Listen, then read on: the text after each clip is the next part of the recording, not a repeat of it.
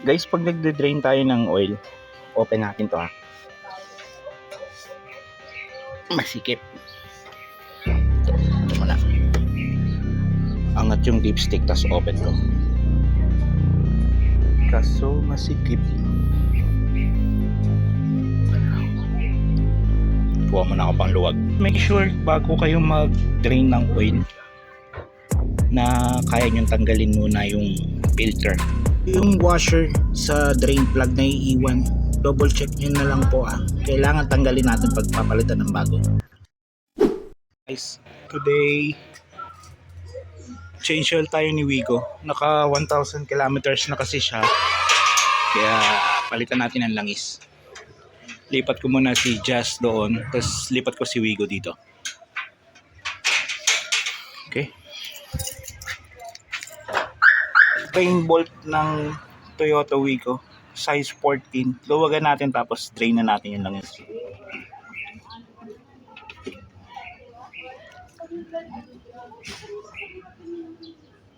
Yung washer nakadikit.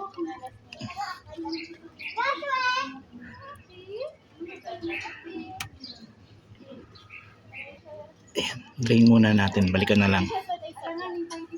Ito yung filter na binili ko sa mismong Toyota, sa may Makapagal. Tapos ito yung drain washer, kulay blue. Ang price noon ay 438 yung filter, tapos 67 yung washer. Ito yung gagamitin kong oil sa kanya, Ravenol 5 W30 synthetic. Nabili namin to ni Donnie Kinig sa SNR, 699 isa. So 3 liters yung binili ko, 2.7 lang naman ang laman ng Wigo, so may sobra pang 300 ml. Babaran ko na ng konting langis yung oil filter habang nagde-drain ako ng oil, ng old oil. Buksan ko lang. Ganda na ng lagayan niya, may tube. Tara, lagyan muna natin yung oil filter ng konti.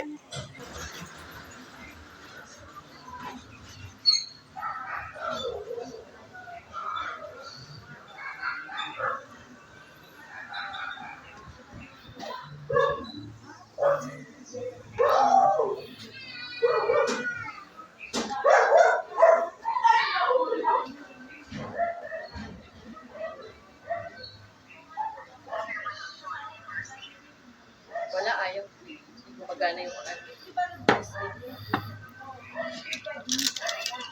Babad ko lang muna habang dinidrain ko pa yung natitirang oil. Ayan, wala nang tumutulong langis. Balik na natin yung drain bolt na may bagong washer. Punasan lang natin, tapos balik natin.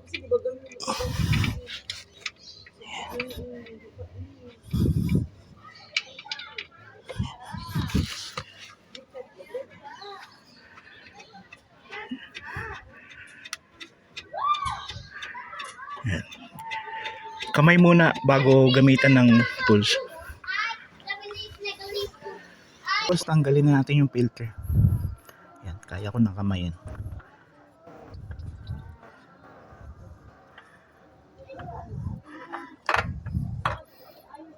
Yeah.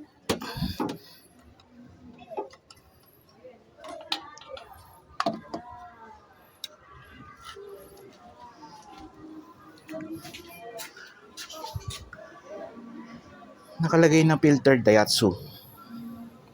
Ayan yung part number niya, B030. Pero yung nabili ko sa Toyota, yung YCCT1, pareha naman siya. Iba lang yung part number. Pahiran lang natin yung pagkakabitan ng oil filter. Pahiran lang natin ng oil yung rubber gasket bago natin ikabit yung oil filter. Kabit na natin yung bagong oil filter.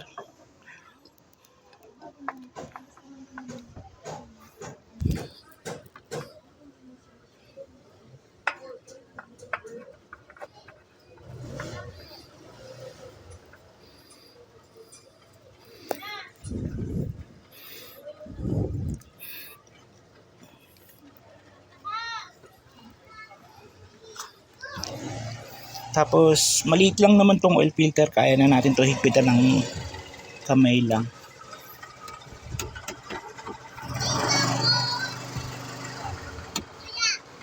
Kuya, doon daw. Ayan.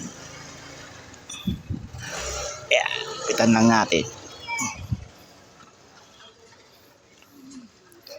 Tapos double check lang bago salinin ng bagong oil. Higpitan yung drain bolt tsaka tong filter. Ayan na, salin na natin yung bagong langis.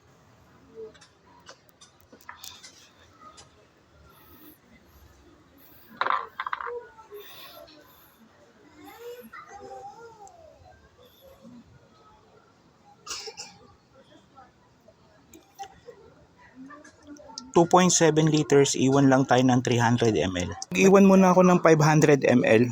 Paandarin ko muna siya, tapos check ko yung oil level. Bago pag kulang, dagdagan ko na lang ulit. Ayan, napasa pagitan siya ng dalawang tuldok. Dagdagan pa natin ng konti. Sinakto ko ng 2.7 liters yung oil.